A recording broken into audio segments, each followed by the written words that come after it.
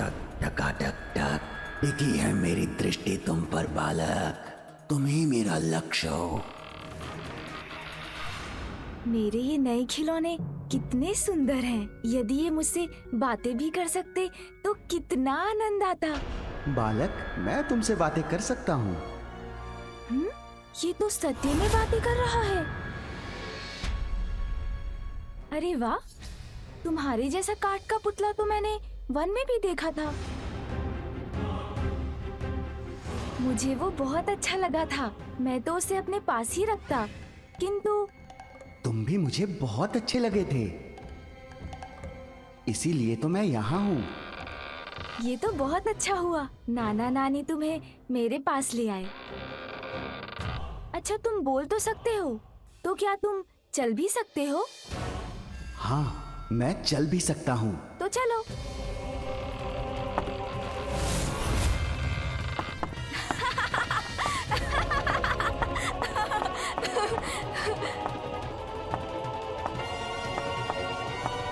अरे वाह, तब तो तुम नृत्य भी अवश्य कर सकते हो। मूर्ख बालक, मैं शुभता का कंटक वज्रांतक हूँ, भयावह भयंकर असुर हूँ। क्रीड़ा करने वाला कोई काठ का पुतला नहीं, किंतु तुम्हें अपने जाल में फंसाने के लिए जो आवश्यक है वो तो करना ही होगा मुझे। हाँ, कर सकता हूँ नृत्य। ये देखो। एक बात और बताऊं तुम्हें, मैं तो उड़ भी सकता हूँ। अच्छा, उड़ सकते हो तुम? हाँ। तो मुझे उड़कर दिखाओगे क्या? आओ मेरे साथ, मैं तुम्हें उड़कर दिखाता हूँ। अच्छा, तो फिर चलते हैं। हाँ, चलो।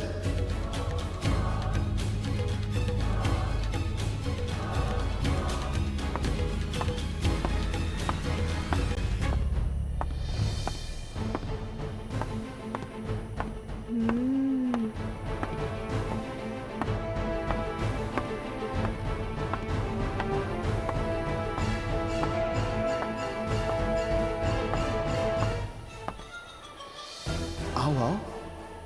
अब भवन से दूर होते ही ऐसा उड़ाऊंगा तुम्हें कि तुम कभी लौट नहीं सकोगे। अरे सुनो मित्र, ये तो बताओ कि अपने इस लघु आकार के साथ तुम कैसे उड़ोगे? अरे रुको मित्र, मेरी जिज्ञासा तो शांत करो। अरे रुको।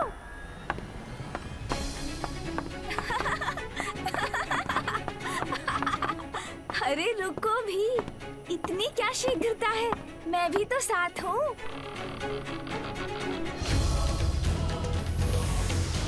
अरे ये तो अपना आकार बढ़ा सकता है।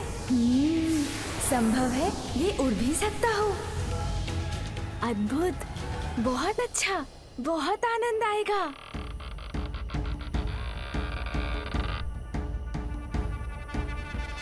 आओ बालक, अब तो तुम्हें विश्वास हो गया ना कि मैं उड़ भी सकूंगा। हाँ हाँ मित्र। तो आओ, मैं तुम्हें आकाश की यात्रा करवाता हूँ। हाँ हाँ, चलो आकाश की यात्रा करते हैं, बड़ा आनंद आएगा। आओ।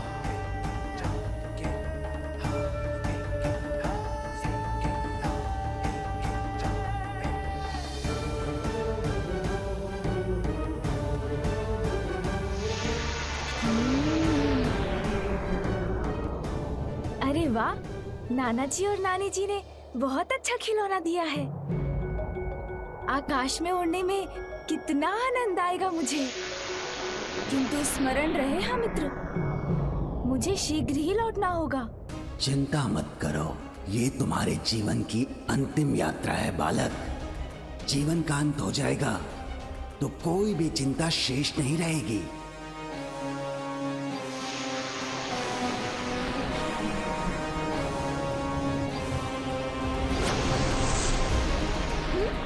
ये क्या? अरे अरे, संभालो स्वयं को, मैं गिर रहा हूँ। अरे हम तो नीचे गिर रहे हैं। तुमने तो कहा था हम उड़ सकते हैं। उड़ेंगे, अवश्य उड़ेंगे, तुम्हारे प्राण। ओह अच्छा अच्छा, क्रीड़ा कर रहे हो मित्र। वाह, बहुत आनंद आ रहा है।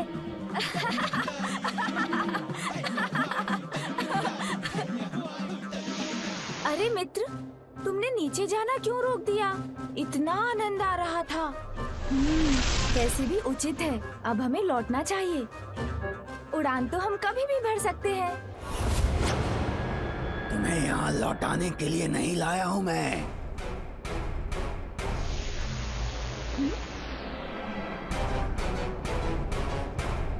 क्यों लाए हैं आप मुझे? तुम्हारे प्राण हरने के लिए लाया हूँ। तो ये मित्र नहीं, कोई शत्रु है जो छल से मुझे यहाँ ले आया है। मुझसे पुनः भूल हो गई, असावधानी कर बैठा मैं। स्नान कुंड में जाते समय माँ ने कहा था हमेशा सावधान रहना चाहिए, किंतु अपने उत्साह में माँ की सीख को भुला दिया मैंने। किंतु माँ की दूसरी सीख भी तो है, भय का सामना करो तो वो मिट जाता है। पुत्र, व्यक्ति की निडरता भय पर और साहस उसके शंका पर भारी पड़ता है। इसीलिए भय किसी भी कारण हो, उस पर विजय पाने का एकमात्र उपाय है अडिग होकर उसका सामना करना। किंतु अब इसका सामना कैसे करूं मैं? हाँ, समझ गया।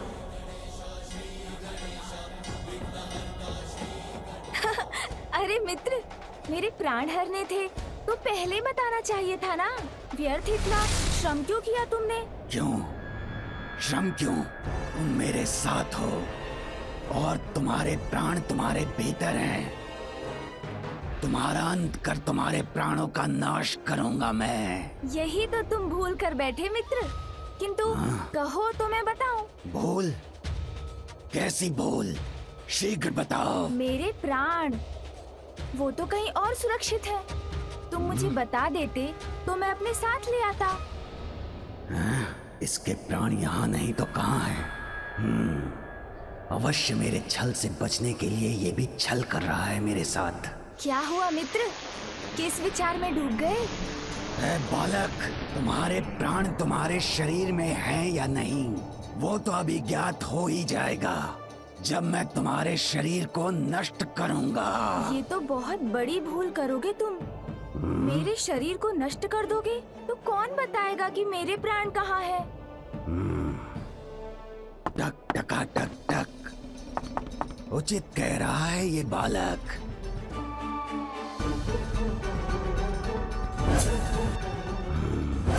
असाधारण है ये बालक, जो छलिया विष्णु को अपने पीछे घुमा सकता है, जिसके वध के लिए असुर सम्राट सिंदूरा ने मुझे भेजा है। वो साधारण कैसे हो सकता है? इसके प्राण हरने के लिए इसके शरीर को सुरक्षित रखना होगा मुझे। बालक, बताओ मुझे, तुम्हारे प्राण तुम्हारे शरीर में नहीं है तो कहाँ हैं?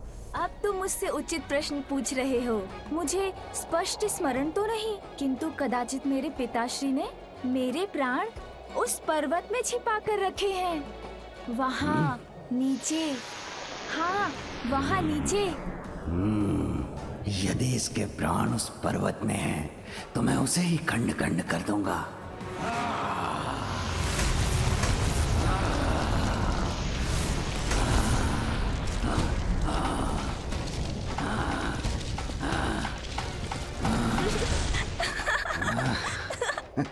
हाँ हाँ, चलो मित्र, ले लो मेरे प्राण।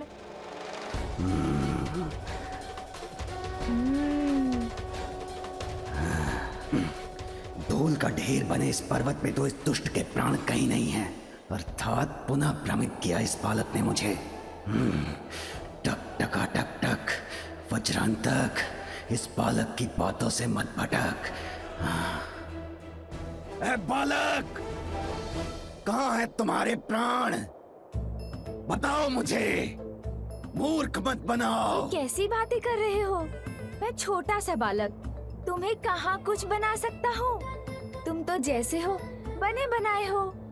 मेरा अर्थ है तुम्हें बनाने वाला तो कोई और है। जैसे मुझे मेरी माँ ने बनाया है, तुम्हें भी तो बनाने वाला कोई होगा। बताओ ना, किसने बनाया है तुम्हें? मुझे तो भगवान ने ही बनाया होगा। ओह, तब तो तुम्हें भगवान से ही पूछना होगा। किंतु तुमने वो क्या कहा था तुमने? हाँ, मूर्ख क्यों बनाया है? भगवान को नहीं मानता मैं, विरोध करता हूँ उनका।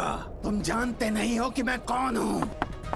महाभयंकर, महाशक्तिशाली असुर हूँ मैं। ओह, असुर हो तुम, अर्थात तुम्हारा सुर बिगड़ा हुआ है, तभी तो अपने बनाने वाले को नहीं मानते तुम।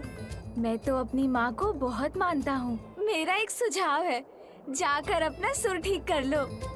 भगवान के सुर से अपना सुर मिला लो, असुर का अ मिट जाएगा, तो कदाचित तुम मूर्ख भी नहीं रहोगे।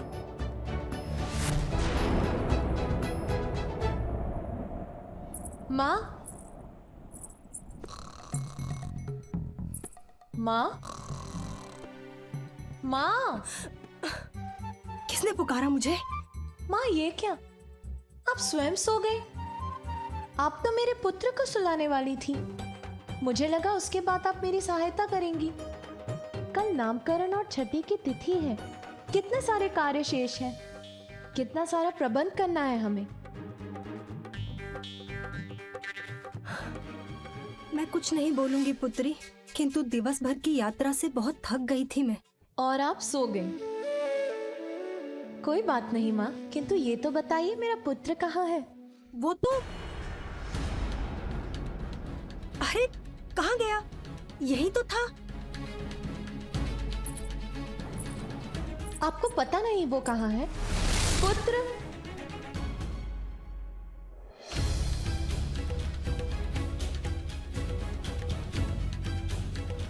पुत्र,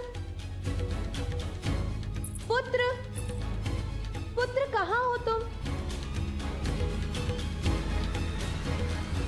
शांत हो जाओ बालक, इतना भी मूर्ख नहीं हूं मैं कि ये भी ना समझ सकूं कि तुम अपनी गोल गोल बातों से उलझा रहे हो मुझे।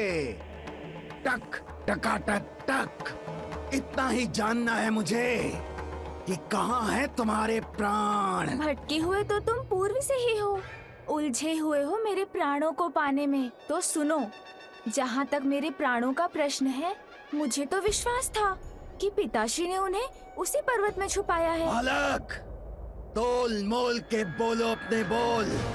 बताओ मुझे, कहाँ है तुम्हारे प्राण? अन्यथा तुम मेरे प्राण हर लोगे, ज्ञात है मुझे, किंतु मेरे प्राण तुम्हें मिलेंगे तभी ना।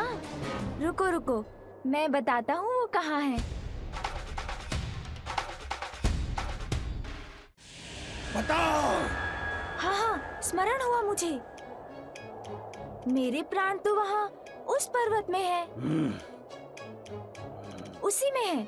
चलो ना, हर लो उन्हें। ये तो तुम पूर्व में भी कह चुके थे। मैं कैसे विश्वास कर लूं कि उसी पर्वत में है तुम्हारे प्राण? अरे इसीलिए कि नंदी जी है ना, उनके सींग है ना। टक टका टक टक। ए बालक, अब ये नंदी कहाँ से आ गया इस सब में? अरे जैसे नंदी जी के सींग हैं, वैसे ही वो 2 पर्वत शिखर दिखाई दे रहे हैं ना। हाँ हाँ, किंतु परंतु छोड़ दो। पिताश्री ने मुझे बताया था, वैसे ही पर्वत में उन्होंने छिपाए हैं मेरे प्राण। प्रतीत होता है अब इसे स्पष्ट स्मरण हो गया है, किंतु टक टका टक टक, इसका विश्वास कैसे करूं?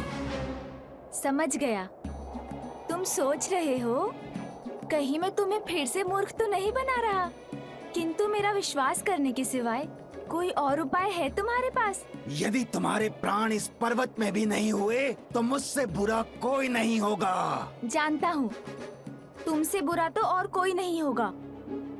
अब चलो, ले लो मेरे प्राण।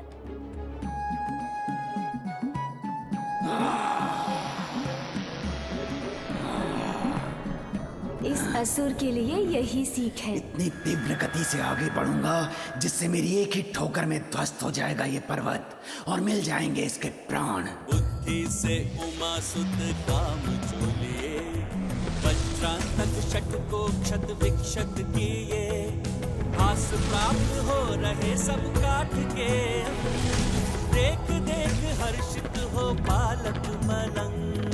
वक्रतुंड महाकाय बुद्धि के नरेश, बालक, इस पर्वत को भी नष्ट कर दिया मैंने। किंतु तुम्हारे प्राण कहीं दिखाई नहीं दे रहे। शीघ्र बताओ मुझे कि कहाँ है तुम्हारे प्राण। मैं भी उन्हें ही ढूंढ रहा हूँ। अवश्य यहीं कहीं होंगे। तुम तो बढ़ते रहो आगे। क्षमा करो, प्रतीत होता है अकारण ही तुमने इतना श्रम किया। ये भी वो पर्वत नहीं लग रहा। कदाचित मुझसे पुनः भूल हो गई। भूल हुई है तुमसे, या तुम मुझे बार बार भुलावे में डालने का प्रयत्न कर रहे हो बालक? तुम तो व्यर्थ क्रोधित हो रहे हो। बालक ही हूँ ना, इसलिए स्मरण रखना कठिन है। वैसे भी पर्वत तो सभी एक समान ही दिखाई देते हैं, किंतु इतना विश्वास मुझे अवश्य है कि इन्हीं में से किसी पर्वत में है मेरे प्राण। तो इसके प्राण यहाँ भी नहीं है बालक। चाहे किसी भी पर्वत में क्यों न छुपे हो तुम्हारे प्राण, मैं समस्त पर्वतों को ध्वस्त कर ढूंढ ही लूंगा उसे।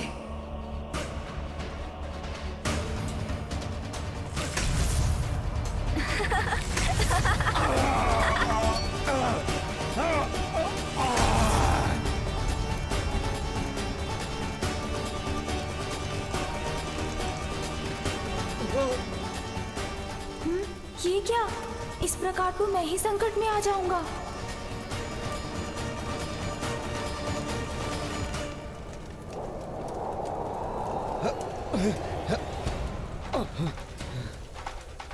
ये अग्नि की लपटें शांत कैसे हो रही है?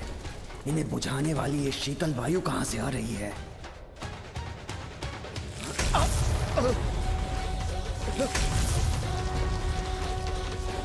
आहा, इतनी गति, इतना आनंद। आहा,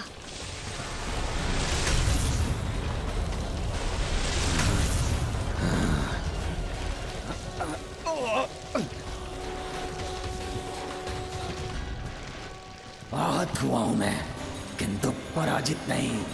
प्राण तो मैं इसके लेकर ही रहूंगा। बालक, बहुत हुई तुम्हारी क्रीड़ा। अब शीघ्र बताओ कहाँ है तुम्हारे प्राण। मैंने बताया ना, पिताश्री ने सुरक्षित करने के लिए यही कहीं छुपाए हैं, इसी किसी पर्वत में। क्योंकि मेरी माँ को ना मेरी बड़ी चिंता है। अब वो कौन सा पर्वत है ये ज्ञात नहीं हो पा रहा। सभी पर्वत एक समान दिखाई जो देते हैं।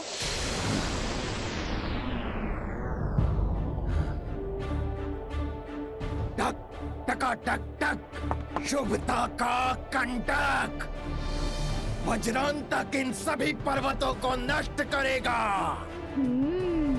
किंतु तुम्हारे प्राण लेकर ही रहेगा। जैसी तुम्हारी इच्छा। तो फिर चलो।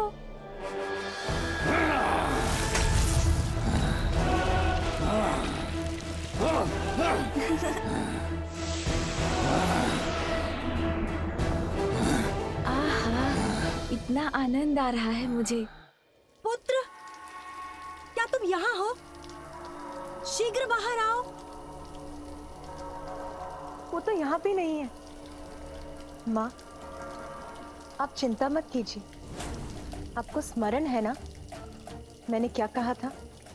मेरे पुत्र को संसार के विषय में जानने की बड़ी उत्सुकता है।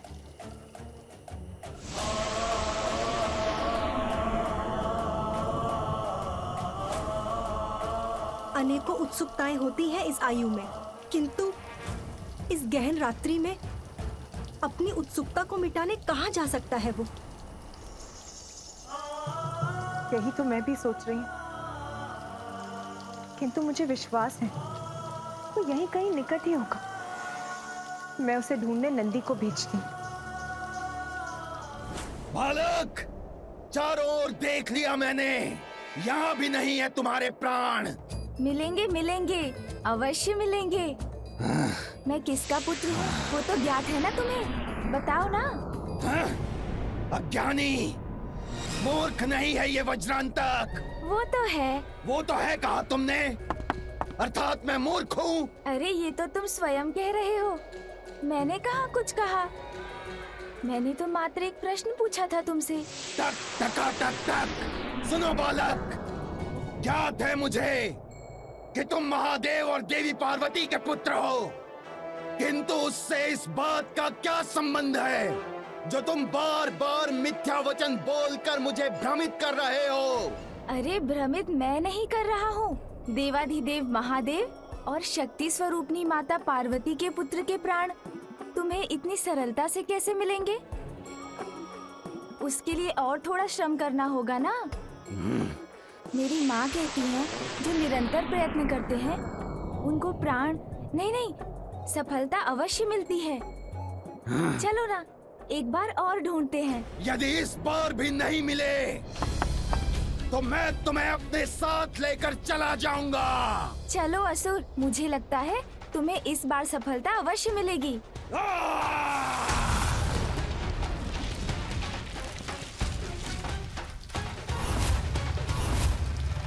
अब तुम नहीं बचोगे बालक, तुमने बहुत क्रीड़ा कर ली वज्रांतक के साथ।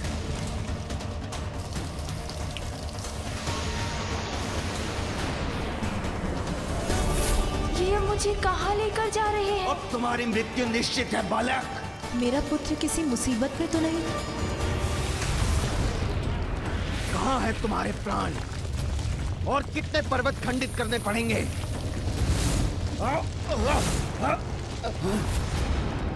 एक एक पर्वत को ध्वंस करने में बहुत समय निकल जाएगा। हमें ये सभी एक ही बार में ध्वस्त करने होंगे, क्योंकि भोर होने पर तो पिताश्री मेरे प्राण अपने समय बुला लेते हैं।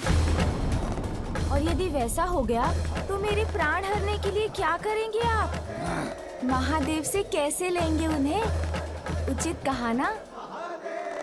नहीं, यदि तुम्हारे प्राण लेने में उनके समक्ष पहुंच भी गया तो कहीं वो अपना तीसरा नेत्र खोलकर मेरे ही प्राण ना ले लें। तुम्हारा सुझाव उचित है, एक ही बार में सब नष्ट भ्रष्ट कर दूंगा। अपने हाथों से लूंगा तुम्हारे प्राण।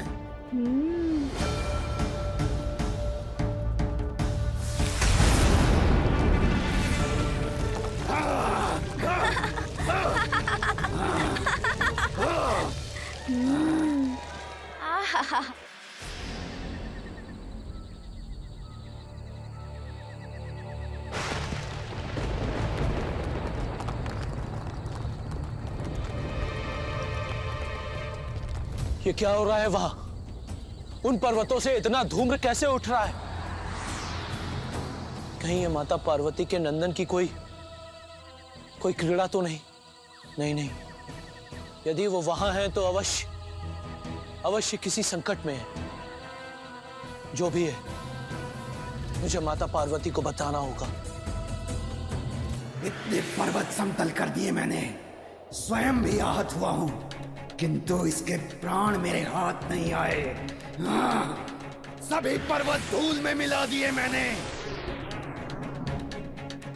फिर भी तुम्हारे प्राण नहीं मिले मुझे। दुष्ट बालक, सत्य कहो, कहाँ है तुम्हारे प्राण? अन्यथा क्या तुम मेरे प्राण हर लोगे? कितनी बार कहोगे ये? अच्छा एक बात तो बताओ, इतनी बार हर लूंगा बोलते हो, एक बार भी हर महादेव या मेरे मामा जी श्री हर ई की महिमा में क्यों कुछ नहीं बोलते? संभव है तुमको वो प्राप्त हो जाए जिसकी तुम्हारे जीवन को आवश्यकता है।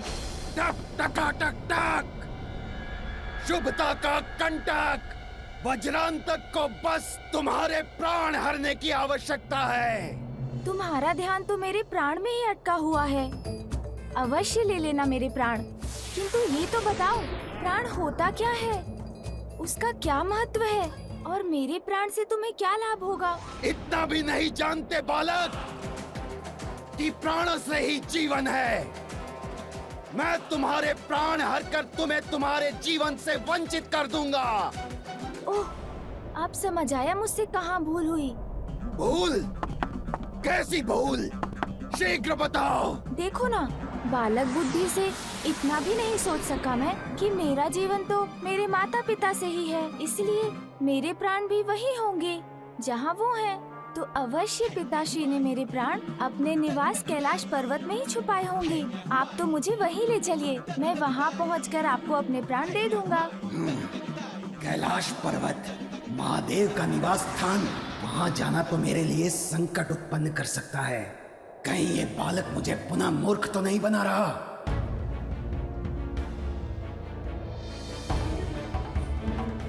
ये बालक तो मुझसे परिहास कर रहा है। प्राण ढूंढने में इसकी कोई योजना नहीं दिख रही मुझे।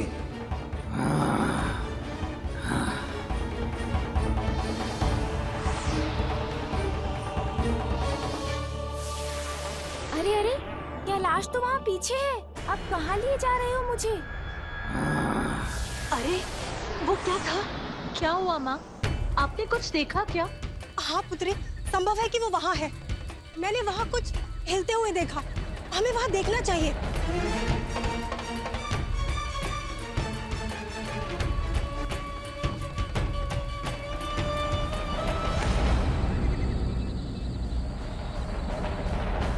अरे अरे, ये हम किस दिशा में जा रहे हैं? पीछे मुड़ो। अरे कहाँ जा रहे हो तुम? रुको। बहुत दुष्ट है ये बालक। टक टका टक टक बार बार अपनी बातों के जाल में उलझाकर भटका देता है मुझे, किंतु इस बार इसकी बातों में नहीं आऊंगा मैं। नीचे उतरो दुष्ट बालक। अरे तुम क्या कर रहे हो?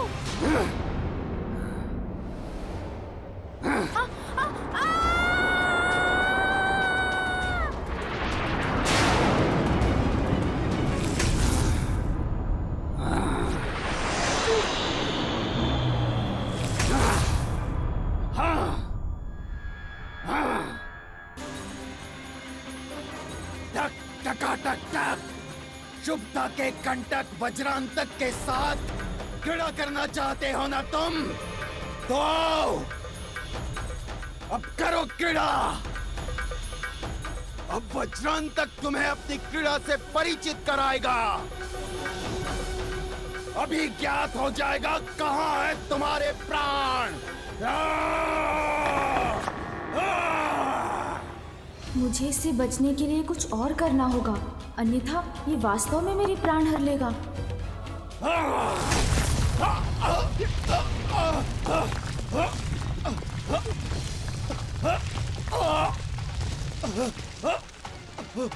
अरे ये बालक कहाँ गया?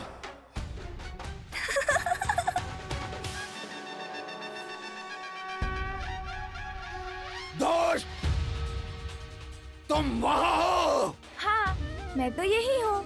देखो, तुम्हारी क्रीड़ा बड़ी आनंददायक थी, किंतु विजयी तो मैं ही हुआ, उछलकर ऊपर जो आ गया। चलो, अब क्रीड़ा से तुम्हारा मन भर गया हो, तो अब चले कैलाश। कैलाश नहीं ले जाऊंगा तुम्हें। आज सर्वनाश करूंगा तुम्हारा। ओह, प्रतीत होता है अभी तुम और क्रीड़ा के इच्छुक हो। कोई बात नहीं, मुझे तो उसमें और आनंद आएगा।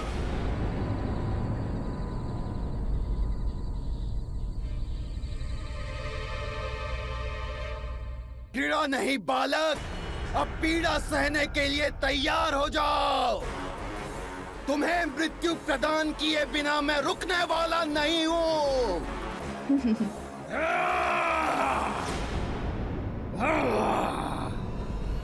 सुनजी,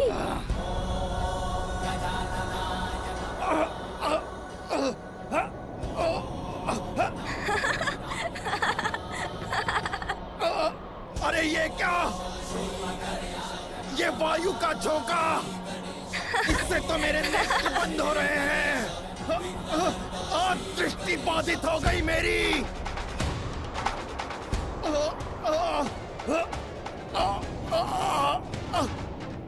किंतु कुछ भी हो जाए, आज नहीं जाने दूंगा इस दुष्ट को। उड़ाकर अंत करूंगा इसका। बहुत अच्छे सुनजी।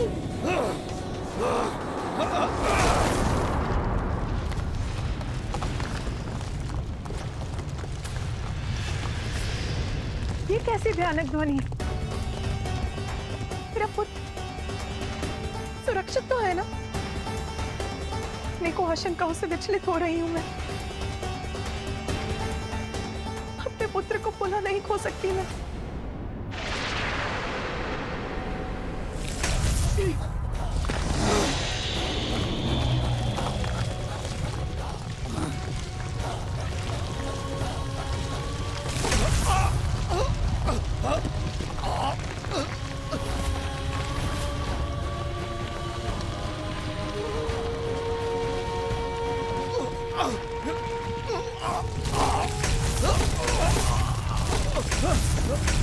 नहीं, मुझे कुछ नहीं हो सकता। शुभता का कंटक वज्रांतक हूं मैं, इसके प्राण लेकर ही रहूंगा।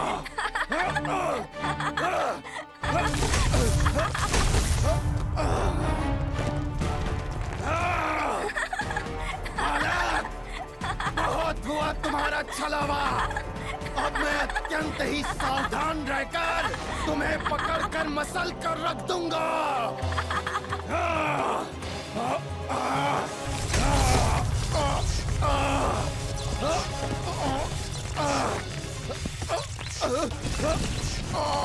ये सो तो खंड खंड हो रहा है। इसे तो पूर्ण रूप से खंडित कर सकता हूँ मैं। अब तुम नहीं बचोगे बालक। सोन जी, हम मिलकर कुछ करें।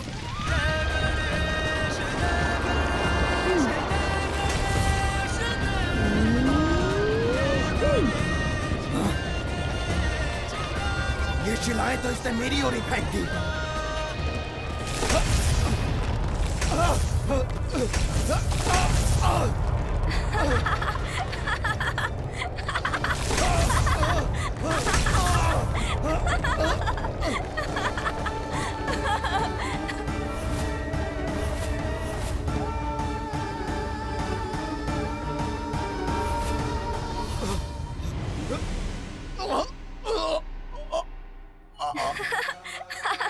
कितना आनंद आया ना सोन जी।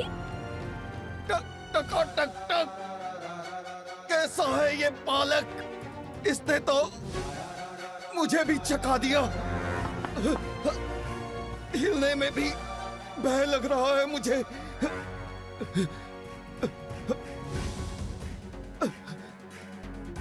हिलने से भी डर लग रहा है मुझे। यदि थोड़ा सा भी हिला तो खंडित होकर बिखर जाऊंगा। क्या हुआ असुर जी? मेरे प्राण नहीं हरेंगे क्या? उड़ेंगे भी नहीं क्या? प्रतीत होता है अब तो आपके ही प्राण पखेरु उड़ने वाले हैं।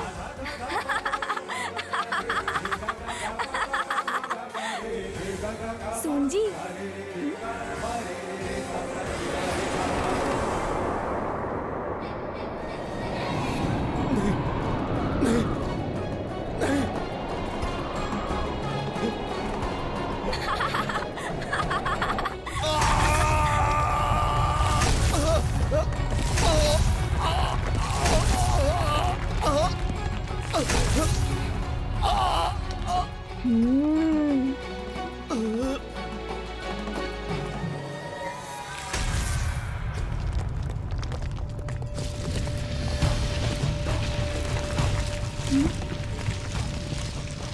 अरे ये विशाल शिला तो मेरी ओर ही आ रही है।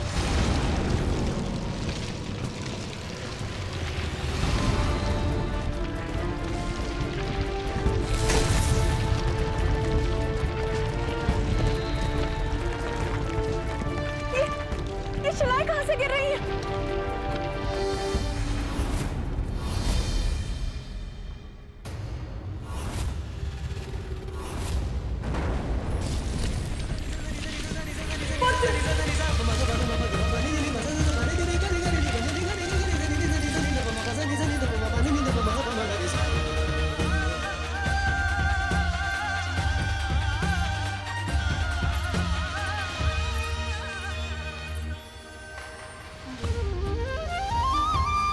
माँ, आप यहाँ? और आप सभी यहाँ क्या कर रहे हैं?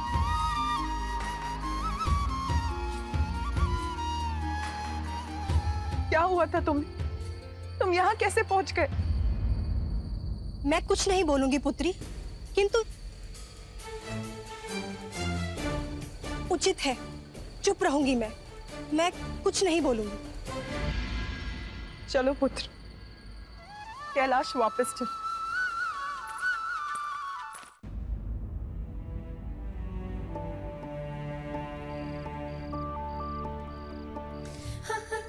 बस पुत्र, अब बहुत हुआ। अब कुछ नहीं सुनूंगी मैं। शांतिपूर्वक सो जाओ, अन्यथा मैं दंडित भी कर सकती हूँ तुम्हें। कल का दिवस अत्यंत महत्वपूर्ण है और मुझे अनेक कार्य भी करने हैं कल। क्यों माँ, ऐसा क्या होने वाला है कल? कल तुम्हारी छठी और नामकरण संस्कार की तिथि है। इतना कार्य, कितने प्रबंध, कितनी सारी व्यवस्था करनी है मुझे। मेरा नामकरण माँ? हाँ पुत्र, कल तुम्हें तुम्हारा शुभ नाम प्राप्त होगा। अब सो जाओ, विश्राम करो पुत्र। हाँ माँ।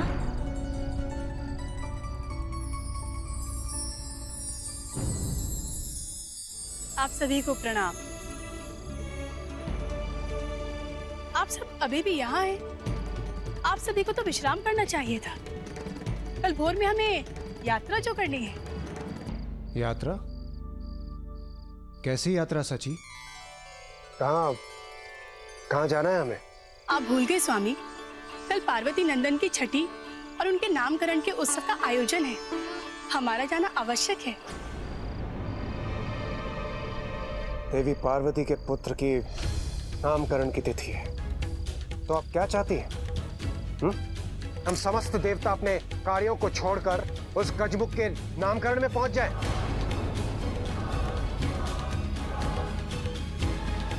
नामकरण है तो होता रहे। देवराज इंद्र वहां नहीं जाएगा।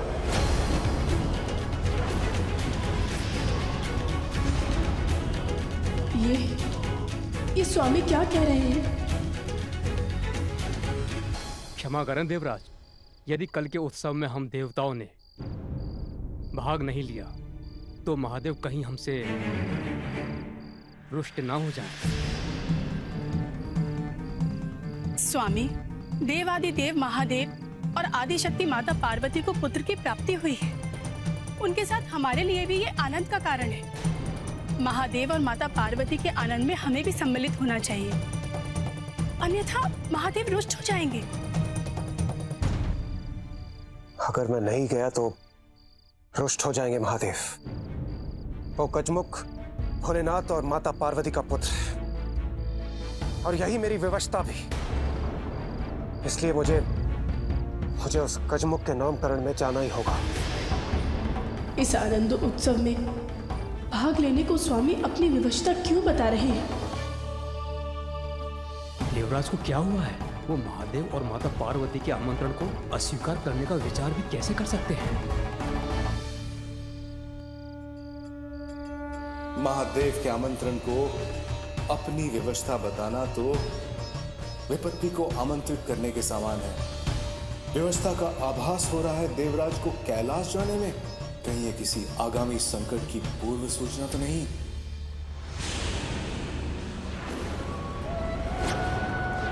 अंत होगा उस बालक का, निश्चिंत होऊंगा मैं, और मेरे प्रभाव से सर्वत्र अंधकार का होगा विस्तार।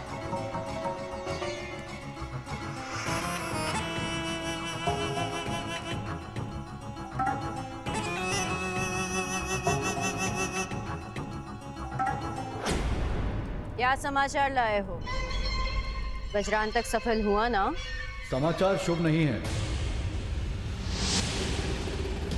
सुप्ता के कंटक वज्रांतक का अंत कर दिया उस दुष्ट बालक ने।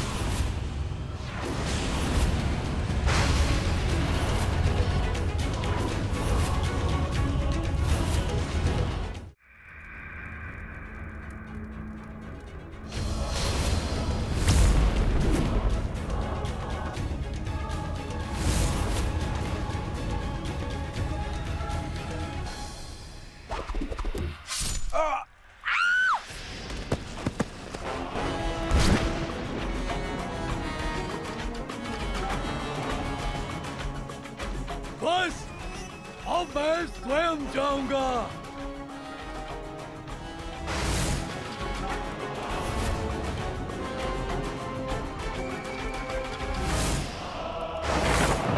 जीवन अमिट है मेरा, मिटा दूंगा उन्हें जो विघ्न बनेगा मेरे जीवन का।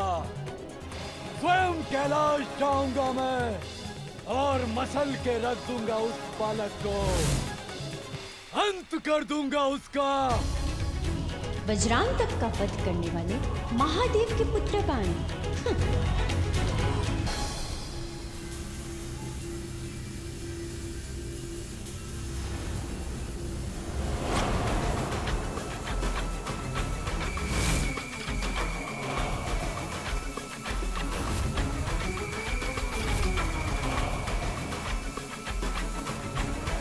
मेरी ढाल है ये मेरा मायावी कवच, सभी संकटों से मेरी रक्षा करेगा।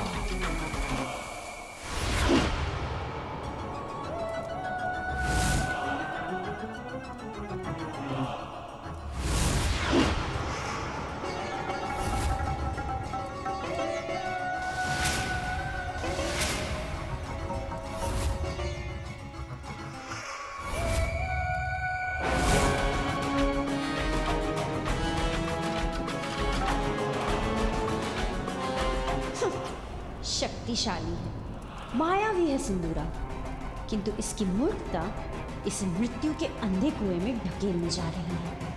कितने भी कवच धारण कर लो, कैसे भी खड़ग उठा लो, किंतु ब्रह्मदेव के वचन नहीं झुटलाए जा सकते।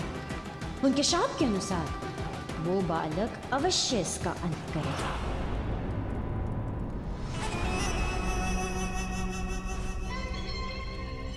अच्छा ही है, वहां ये अपने प्राणों से मुक्त होगा और यहाँ मुक्ति मुझे मिलेगी इसके आतंक से।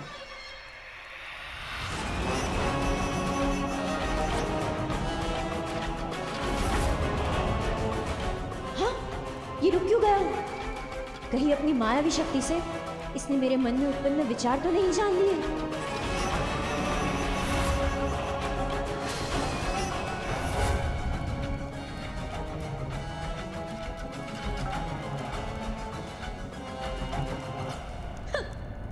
शक्तिशाली है, मायावी है सिंदूरा, किंतु इसकी मूर्खता इसे मृत्यु के अंधे कुएं में ढकेलने जा रही है। ब्रह्मदेव के वचन नहीं झुटलाए जा सकते। उनके शाप के अनुसार वो बालक अवश्य इसका अंत करेगा। अच्छा ही है, वहां ये अपने प्राणों से मुक्त होगा और यहाँ मुक्ति मुझे मिलेगी इसके आतंक से।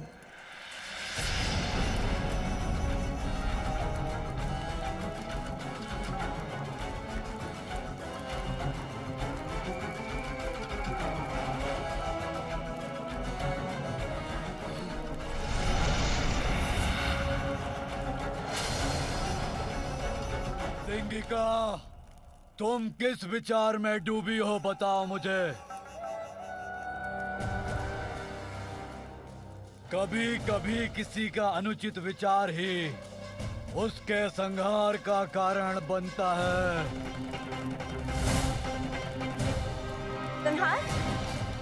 संहार का विचार? हाँ, मैं तो आपके हाथों से उस बालक के संहार का ही विचार कर रही थी।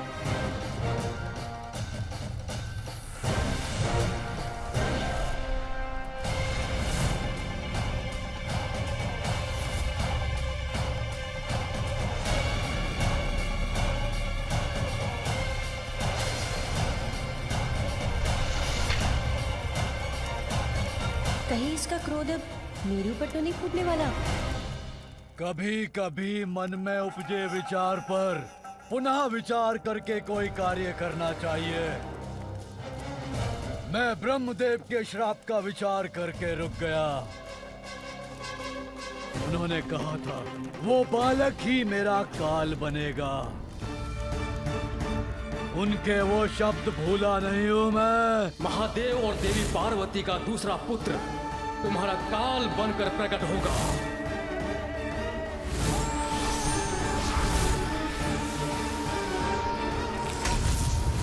संकट के मुख में स्वयं को प्रवेश करना मूर्ख का स्वभाव होता है और सिंदूरा मूर्ख नहीं है। इसीलिए उचित तो यही होगा कि मैं कैलाश और उस बालक से उचित दूरी पर रहूं प्रतीत होता है सिंदूरा ने कैलाश जाने का विचार त्याग दिया है। मुझे कुछ करना होगा इसके लिए। समस्या है तो समाधान अवश्य होगा। सिंदूरा इस समस्या का उपाय अवश्य ढूंढेगा। अवश्य अंत होगा उस बालक का। तब तक धैर्य रखो बुढ़िया सिंगिका, शांत रहो। बच गए।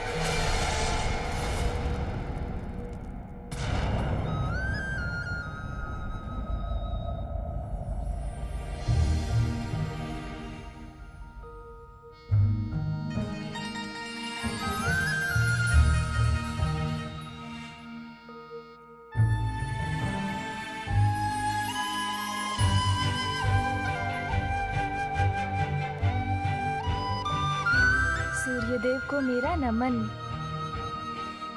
आपके आने से तो एक नवीन दिवस का प्रारंभ हो गया है। अब तो कुछ कार्य करना होगा मुझे, किंतु मैं क्या करूं?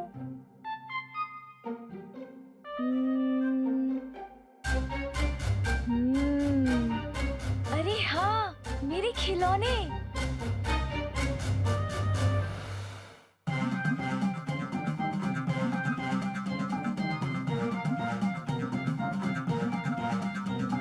इसमें बैठकर हम कहीं भी यात्रा कर सकते हैं, है ना? मेरे प्यारे खिलौने, मेरे प्यारे खिलौने।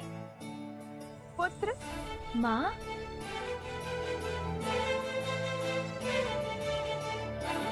प्रातः काल में माँ के शुभ दर्शन तो अत्यंत मनभावन है। अरे ये क्या पुत्र, निद्रा से जागृत होते ही पुनः खिलौनों से क्रीड़ा करने लगे। इनके साथ क्रीड़ा करने में तो मुझे बहुत आनंद आता है माँ। आइए ना। तुम्हारे साथ क्रीड़ा करूं, इसका समय ही कहाँ है पुत्र? मैंने तुम्हें बताया था ना, आज का दिवस अत्यंत महत्वपूर्ण है। चलो अभी अपने खिलौने छोड़ो, बहुत कार्य है आज। और सर्वप्रथम तुम्हें दातून करना है और फिर स्नान। दातून? ये क्या होता है माँ? तुम आओ तो सही, फिर तुम्हें बताती हूँ दातून क्या होता है। उचित है माँ, चलिए।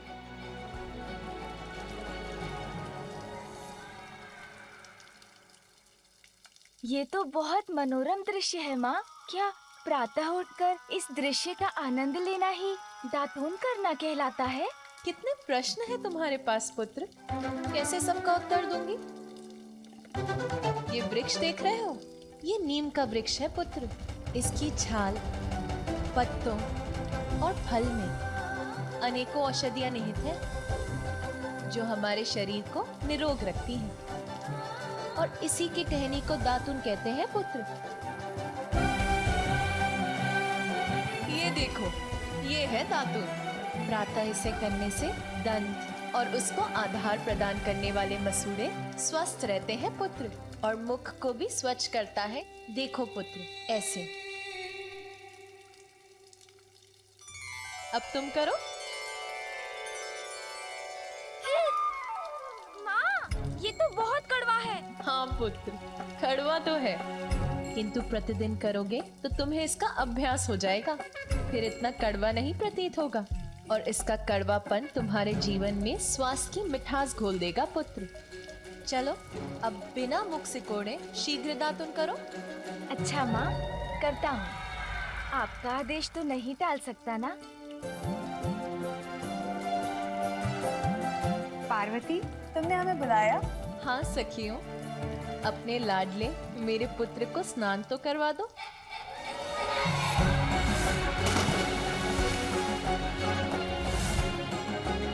मौसी जी, आप मेरे पिछले स्नान को लेकर अभी भी कुपित हैं क्या? किंतु उसमें मेरा क्या दोष? मैं जल में कूदा तो पानी आप पर छिटक कर आ गया। अच्छा, आज सावधानी से कूदूंगा कुंड में।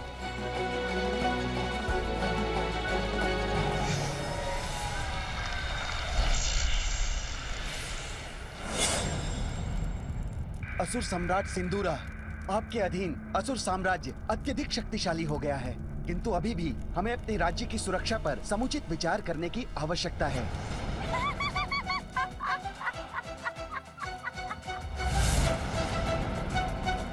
ऐसी कौन सी बात है जिस पर तुम्हारी हंसी फूट रही है बुढ़िया सिंगिका? मंत्री जी, आप यहाँ से जाइए।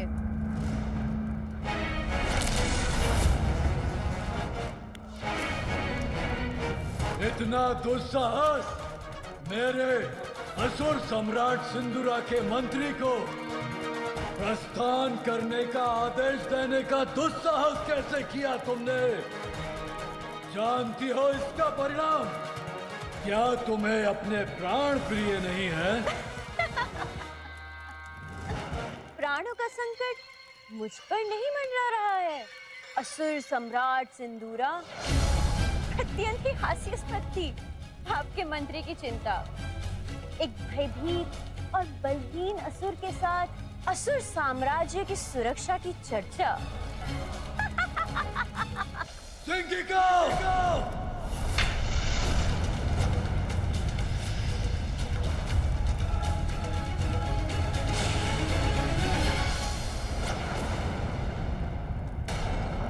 ऊंचे स्वर में चिल्लाने से कोई महाबली नहीं बन जाता असुर सम्राट। बरसने वाले मेघ गरजते नहीं हैं, और जो मेघ गर्जन करते हैं वो चाहे कितने भी शक्तिशाली क्यों ना हो, हवा का एक छोटा सा झोंका भी उन्हें उड़ा के ले जाता है।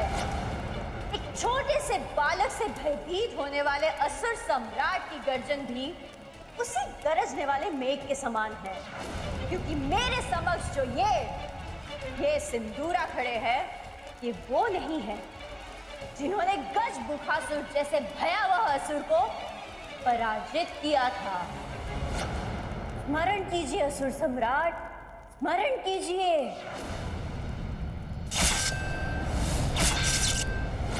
वो आप ही थे जिन्होंने केवल अपनी एक दृष्टि से भयावह गजमुखासुर को पराजित किया था।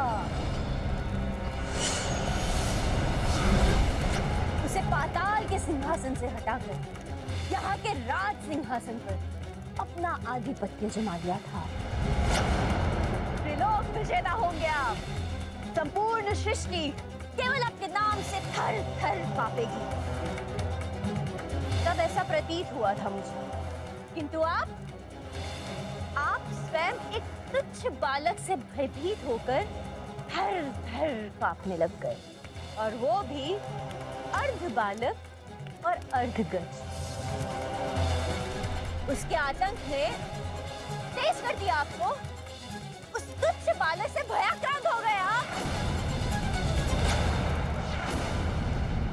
मैं कुछ नहीं बोलूंगी, किंतु बस अब खीर पकनी शेष है। यदि मैं यहाँ नहीं होती तो मेरी पुत्री पार्वती ये सब व्यवस्था अकेली कैसे कर पाती? माँ अभी तक आप तैयार नहीं हुई? आप भोग की चिंता मत कीजिए, पूजा और उत्सव के लिए मैंने उसका प्रबंध कर लिया है। तैयार हो जाऊंगी पुत्री। अब मैं बाहर जाकर वहाँ की व्यवस्था देख लेती हूँ।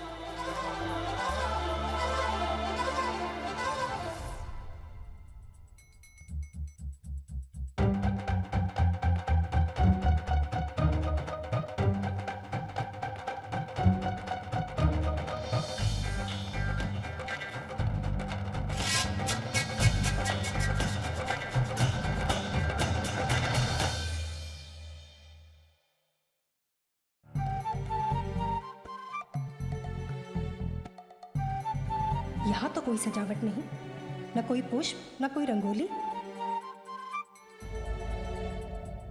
और ये गण तो ऐसे बुहार रहा है जैसे इसको किसी ने भारी दंड दे दिया हो।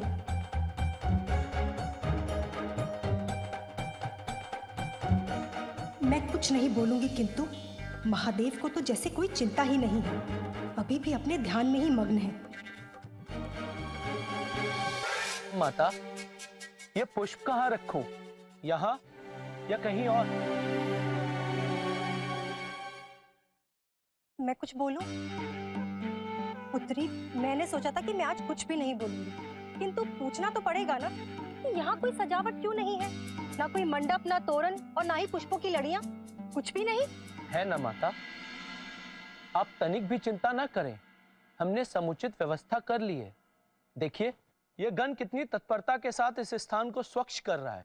बस वो होते ही हम दोनों इन पुष्पों से इस स्थान की सजावट कर देंगे। नंदी, आज सभी देवी देवता, यक्ष, गंधर्व आदि इस उत्सव के लिए यहाँ पधार रहे हैं और तुम इतने ही पुष्प लेकर आए हो। किंतु माता, देवी देवता तो प्रतिदिन महादेव के दर्शन के लिए आते हैं। उनके आगमन पर हम कभी भी कैलाश को पुष्पों से नहीं सजाते। मैं कुछ नहीं बोलूंगी, किंतु आज कोई छोटा मोटा उत्सव नहीं है। पार्वती नंदन के नामकरण का उत्सव, भव्य उत्सव है। पुत्री पार्वती, तुम्हारी छठी और नामकरण के समय सारा राजभवन चमक धमक से जगमगा उठा था। ऐसा प्रतीत होता था जैसे हीरे और अन्य रत्न जड़ दिए गए। इतना भव्य उत्सव था, ऐसी सजावट कि जिसे आज भी विस्मय से स्मरण किया जाता है। किंतु यहाँ देखकर तो ऐसा प्रतीत हो रहा है कि कुछ भी विशेष होने वाला ही नहीं। कितने से पुष्पों से सजेगा ये भवन? शांत हो जाइए माँ, चिंता मत कीजिए, आप निश्चिंत रहिए। ये उत्सव मेरे छठी और नामकरण संस्कार से भी अधिक भव्य होगा। नीलकंठ,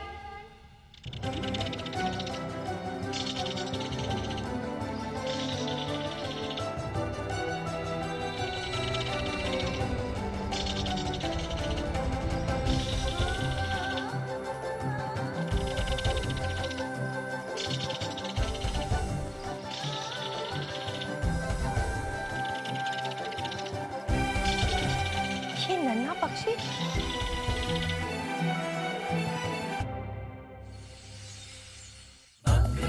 महाकाय बुद्धि के नरेश, रिद्धि सिद्धिदायी विघ्न हरता श्री गणेश। सुमुख नाम प्रथम पूज्य देव तुम विशेष, रिद्धि सिद्धिदायी विघ्न हरता श्री गणेश। उमा सुत के जन्मोत्सव के लिए सज रहे कहीं सुमन कहीं जले दिए। नीलकंठ पंछी सिंहराज की लहरी, सज्जित कैलाश कर रहे हैं सभी। रंगोली तोरण और पुष्प लड़ी, गण प्रसन्न मैना अचंभित खड़ी। सारे जीव पूर्ण सामर्थ्य से व्यस्त, शुभ कार्य में सृष्टि जुट गई समस्त।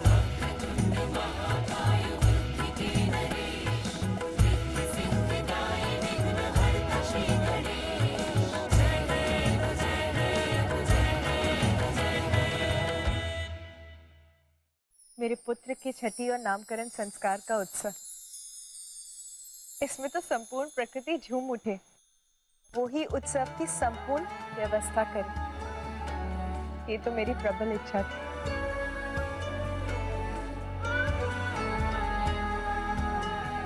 माँ,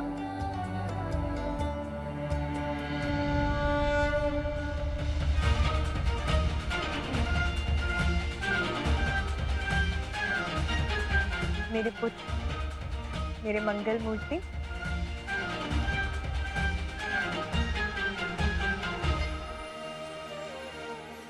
देखा माँ, आपके पुत्र ने स्नान कर लिया, स्वच्छ हो गया मैं।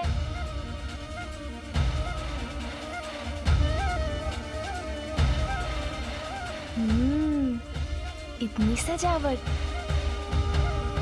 वाह माँ, हमारा भवन तो बहुत ही सुंदर लग रहा है। और ये फल तो बहुत ही सुंदर है माँ, स्वादिष्ट भी होंगे। अब तो इन्हें खाना ही होगा। रुको पुत्र। क्या हुआ नानी जी, आपने मुझे रोक क्यों दिया? इतना उतावलापन उचित नहीं, पूजा के भी कुछ विधि विधान होते हैं। आज तो तुम पूजा संपन्न होने के बाद ही भोजन प्राप्त कर सकोगे। हाँ पुत्र, नानी माँ उचित कह रही है। आज तुम मेरी अनुमति मिलने तक कुछ भी नहीं खाओगे, समझ गए ना? हाँ माँ, समझ गया मैं। माता, अतिथियों का आगमन प्रारंभ हो गया है।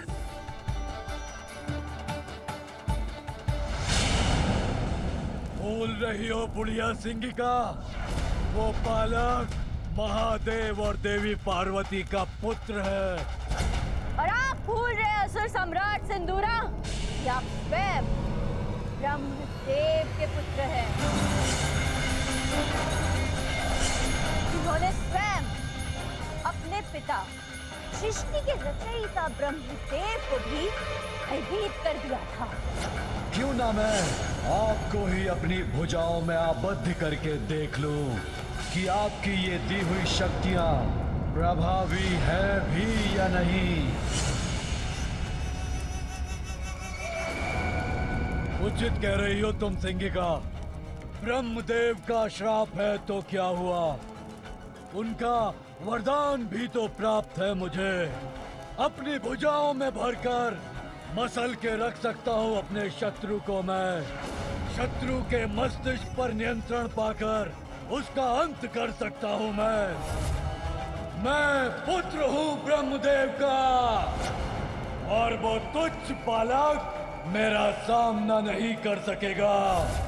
वध करूंगा मैं उसका।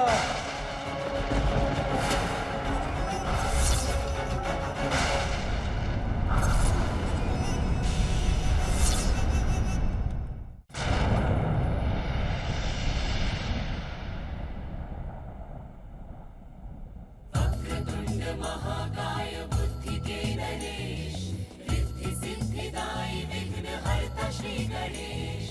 सुमुख नाम प्रथम पूज्य देव तुम विशेष, रिद्धि सिद्धिदायी विघ्नहर्ता श्री गणेश। पार्वती नंदन का जन्म महोत्सव, साक्षी होने को आए देव गंधर्व।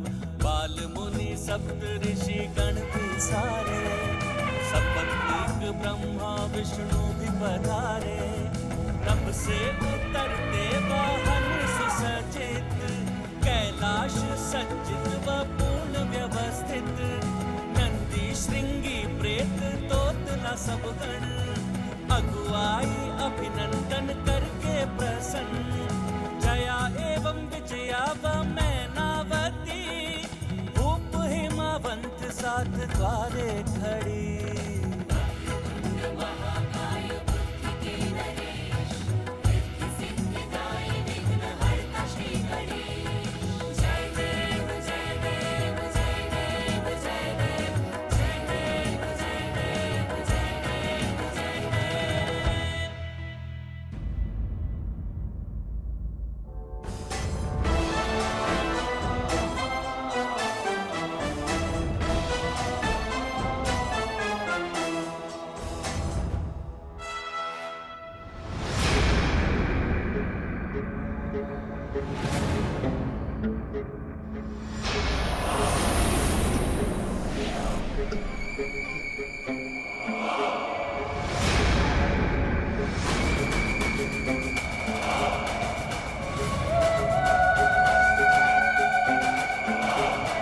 कहाँ है वो दुष्ट बालक?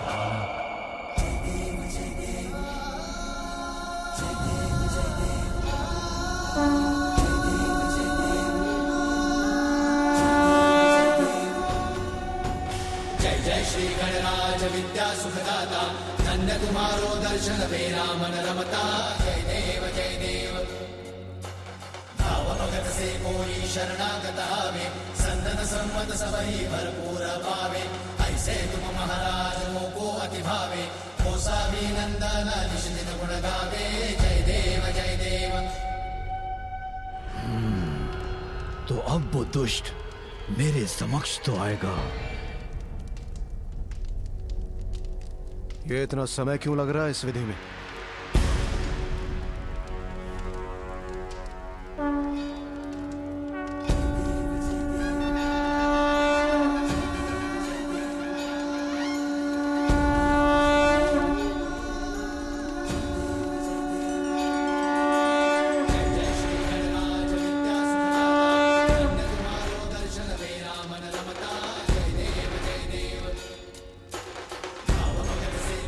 शरणागत आवे,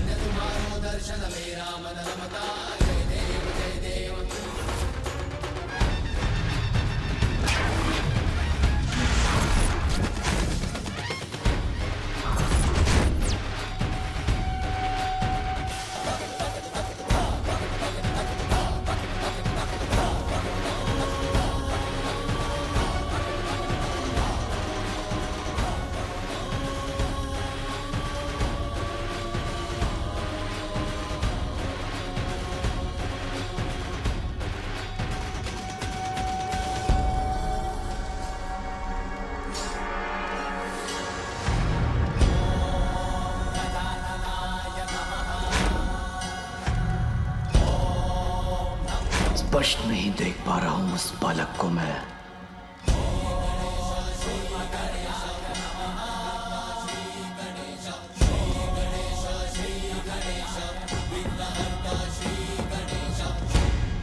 एक बार मेरी दृष्टि तो पड़े इस बालक पर, ये दिखाई तो दे मुझे।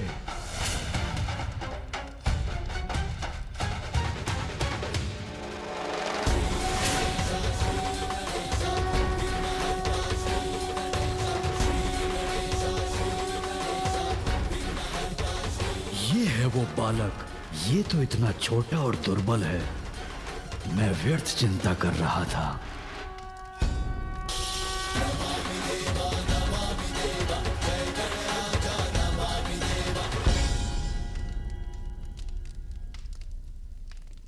सभी देवता है यहाँ। आप सभी को मेरा प्रणाम। कल्याण हो। प्रणाम मामा जी विष्णुदेव, मामी जी देवी लक्ष्मी, कल्याण हो पुत्र। फूफा जी ब्रह्मदेव, बुआ जी देवी सरस्वती, आपको भी प्रणाम। आप सभी अतिथिगण यहाँ मुझे आशीर्वाद देने आए, ये मेरा परम सौभाग्य है। देवराज इंद्र भी है, आपको भी मेरा प्रणाम। जैसे पुष्प की सुंदरता कोई हर नहीं सकता, वैसे ही कांटों को कोई सुंदरता कैसे दे सकता है। व्यर्थ ही हो रहा है ये आयोजन। बालक और उनके माता पिता अपना स्थान ग्रहण करेंगे। सर्वप्रथम छठी का संस्कार होगा। बालक की बुआ उसे काजल लगाएगी।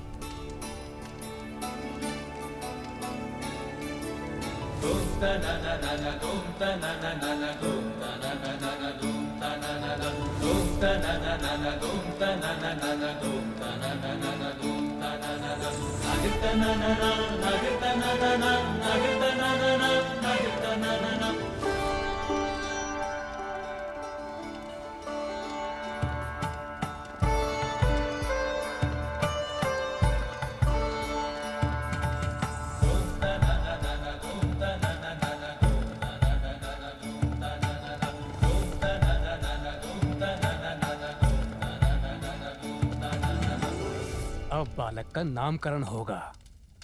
अरे अरे, उससे पूर्व मुझे नेक लेना है बालक के पिता से।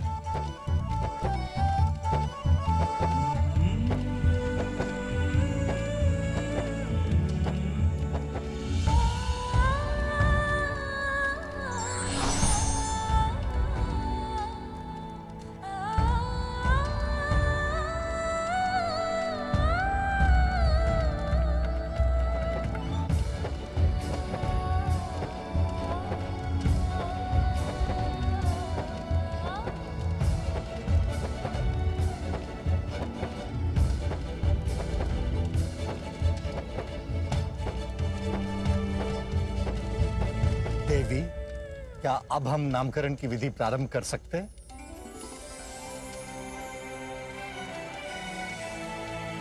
मेरे पुत्र को नाम प्राप्त होगा अब।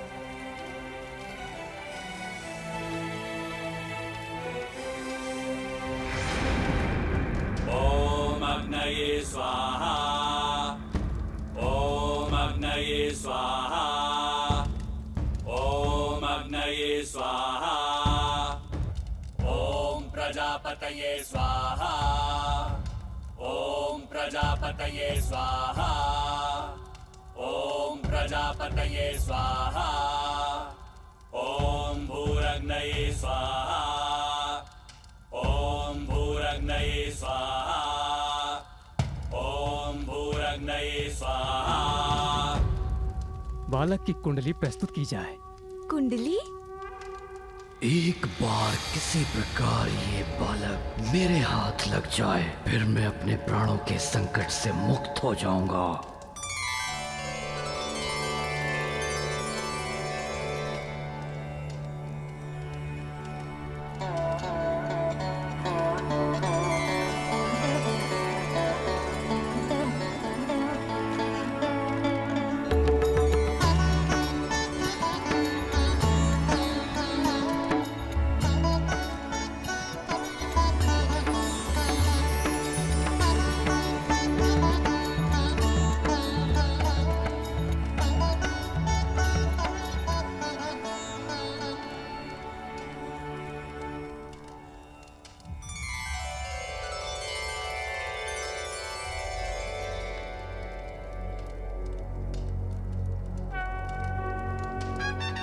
क्या नाम प्राप्त हुआ है बालक को? क्या नाम दिया गया है उसे? अभी पता चल जाएगा पार्वती नंदन का क्या नाम है।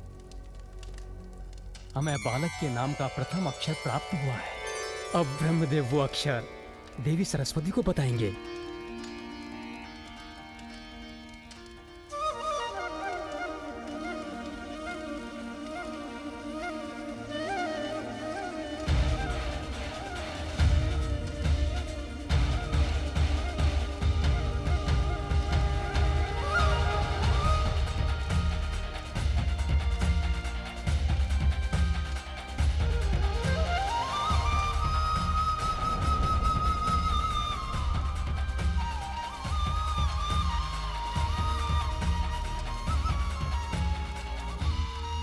मेरे पुत्र के नाम का प्रथम अक्षर है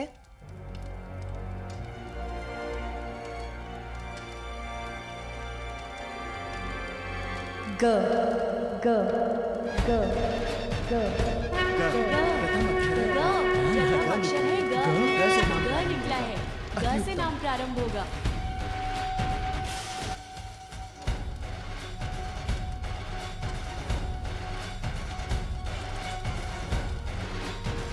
और अब महादेव हमारे पुत्र को इस अक्षर से प्रारंभ होने वाला नाम देंगे।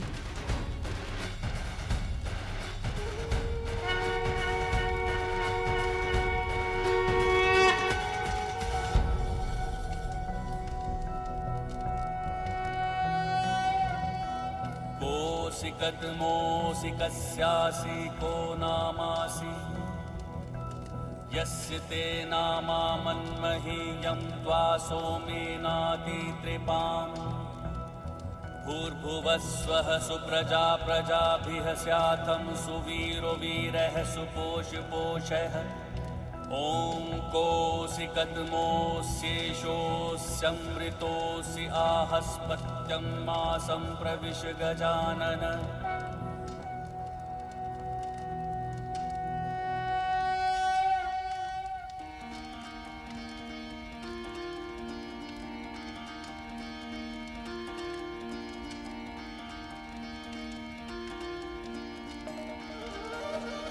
गजानन गजानन गजानन गजानन गजानन गजानन नाम गजानन गजानन गजानन गजानन गजानन गजानन गजानन गजानन गजानन गजानन गजानन गजानन गजानन। तुम गजानन हो पुत्र। गजानन?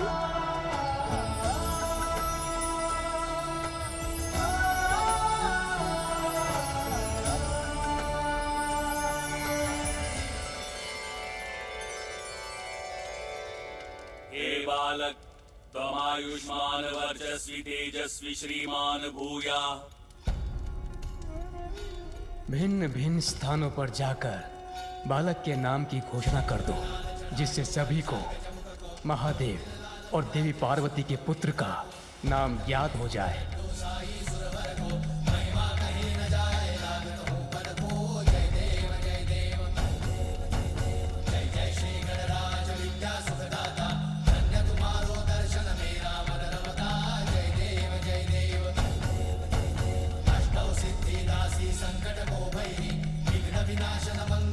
आप सबको मेरा प्रणाम।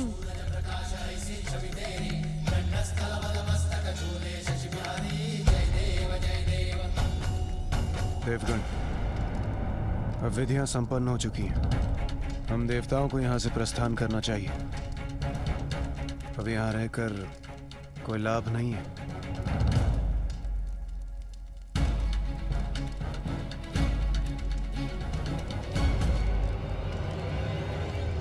इस बालक का तो मैं अभी यही अंत कर सकता हूं।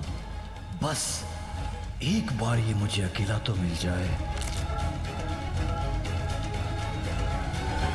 इस प्रसन्नता की घड़ी में आप सभी हमारे साथ यहाँ उपस्थित हुए। धन्यवाद स्वरूप मैं स्वयं आप सभी का मुख लड्डू से मीठा करवाऊंगी।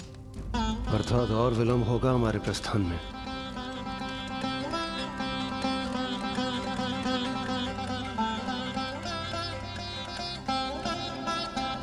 लड्डू। बहुत सुंदर नाम मिला है बालक को। हाँ, गजानन को सुनने में भी कितना अच्छा है। मुख तो अवश्य मीठा होना चाहिए। इतने आनंद की बात जो है। हाँ, आज है इतने आनंद का अवसर। भूख के कारण मेरा उदर अब ऐसी ध्वनि उत्पन्न कर रहा है। मुझे भोजन चाहिए माँ। माँ किधर गई?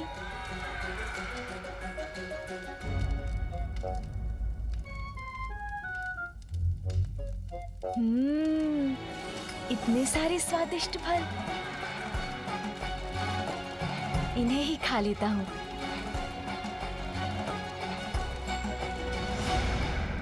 अब ये बालक एकाकी कहाँ जा रहा है?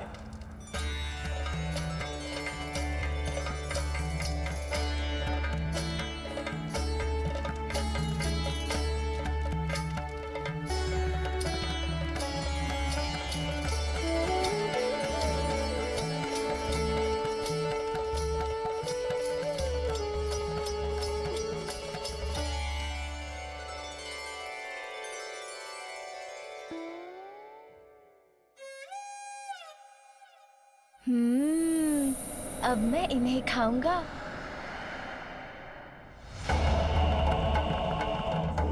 अरे, ये किसकी परछाई है?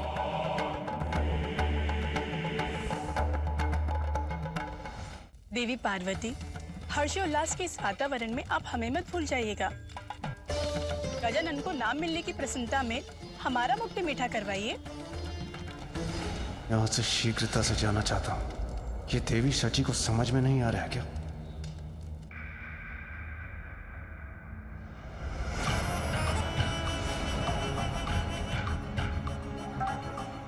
ये कौन है?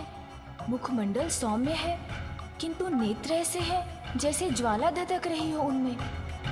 जो भी हैं, विचित्र हैं। विचित्र गजमुख बालक है ये, इसीलिए दुर्बल ही होगा। महादेव और देवी पार्वती का दूसरा पुत्र तुम्हारा काल बनकर प्रकट होगा। आप तुच्छ बालक से भयभीत होकर थर-थर कांपने लगकर। उचित कहती थी बुढ़िया सिंह का, व्यर्थ ही चिंतित था मैं इसे लेकर। पल भर में मिटा दूंगा मैं इसे।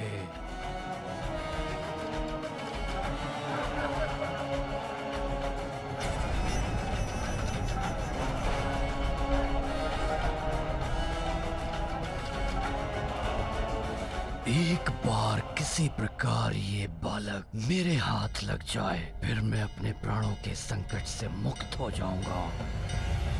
कौन है आप? और मुझे ऐसा क्यों प्रतीत हो रहा है जैसे आपके मन में अनेकों विचार आकार ले रहे हो मुझे देखकर। तुम्हारी मृत्यु हो मैं, ये तुम्हें अभी ज्ञात हो ही जाएगा, किंतु उसके पूर्व तुम्हें यहाँ से हटाने का उपाय ढूंढना होगा मुझे।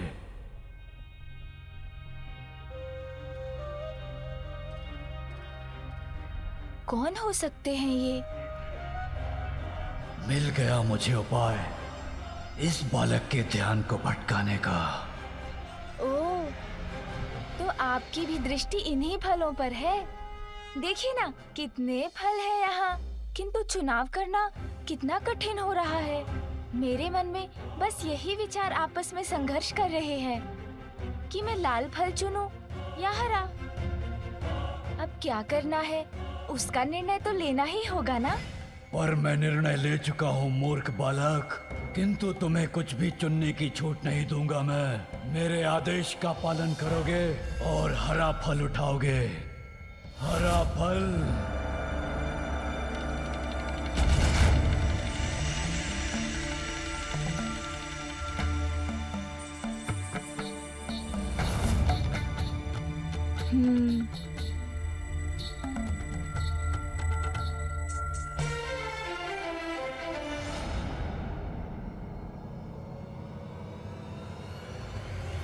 विघ्न बनोगे तुम मेरे जीवन में। नहीं बालक, इसका तो एक ही परिणाम है, मेरे हाथों तुम्हारी मृत्यु। चलो उठाओ हरा फल और चलो मेरे साथ। उठाओ शीघ्र।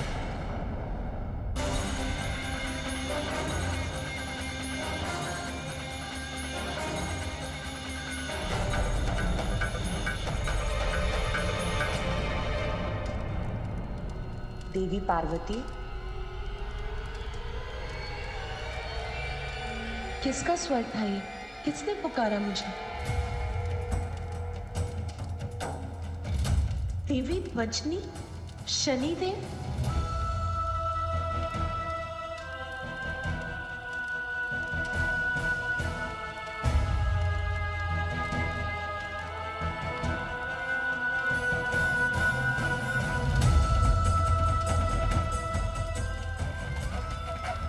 शनिदेव ने पुनः यहाँ आने का साहस कैसे किया?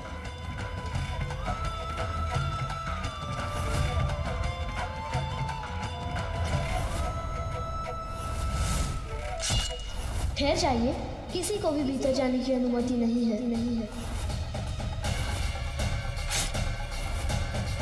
मुझे मेरा पुत्र पुनः चाहिए। ये शीश मेरे त्रिशूल के प्रहार से भस्म हुआ है और मेरे त्रिशूल से भस्म होकर कोई पुनः जीवित नहीं हो सकता।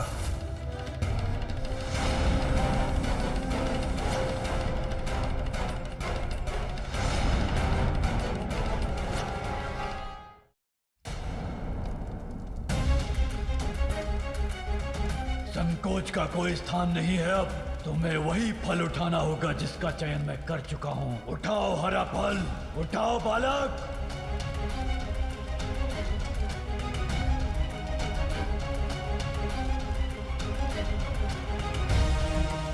प्रतीत होता है अब ये बालक पूर्णतया मेरे वश में है। अब इसे मैं मृत्यु के मुख तक ले जा सकता हूँ।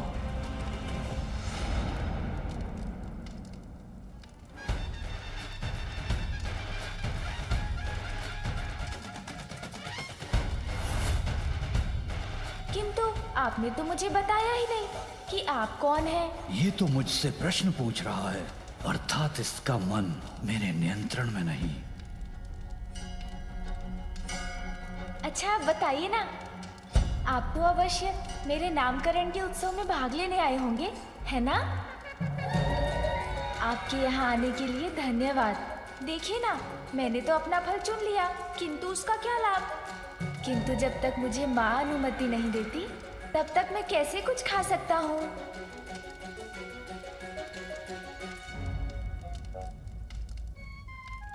इसे दुर्बल मानकर इसकी शक्ति को कम आंकने की भूल तो नहीं कर बैठा मैं। इस पर तो मेरी सम्मोहक शक्ति का कोई प्रभाव नहीं हो रहा है।